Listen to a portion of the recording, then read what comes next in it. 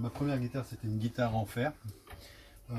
C'était à titre de loisir, c'était pour m'amuser, c'était pour moi. Parce que je suis motard, je voulais emmener ma guitare dans ma sacoche.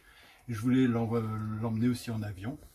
Et donc j'ai créé une petite guitare avec un impératif qu'il fallait qu'elle fasse moins de 50 cm.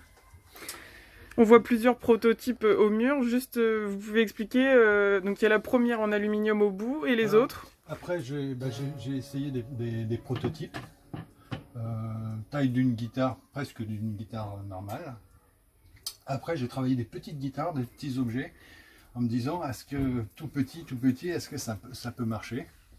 Et il a fallu que je trouve un compromis entre la grande et la petite, donc celle de 50 cm, et c'est celle-ci qui a vu le jour.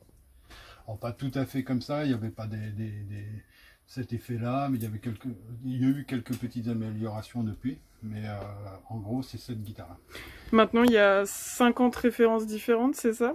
Ben, quand je dis 50 références, c'est qu'il y a plusieurs produits. Il y a aussi des sacoches. Par exemple, là, j'ai créé des sacoches, que ce soit en plastique, en fer, en cuir. Aujourd'hui, je fabrique des dulcis en alu, donc je crée la sacoche en fonction de la dulcie.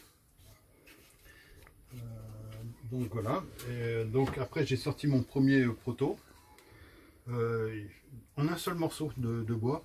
Alors c'est là la particularité de l'instrument, c'est que le fait que ce soit un seul morceau, on peut l'accorder comme on veut parce que elle ne plie pas, quoi. Alors je me suis aperçu au fur et à mesure que je pouvais l'accorder comme un ukulélé, un violon, une guitare 4 cordes ou une guitare 6 cordes, mais en prenant les 4 premières ou les 4 dernières. Comment on l'accorde? Vous pouvez me montrer Là par exemple, elle a été accordée façon ukulélé. En gardant, normalement la première corde est une corde aiguë, j'ai gardé un côté grave.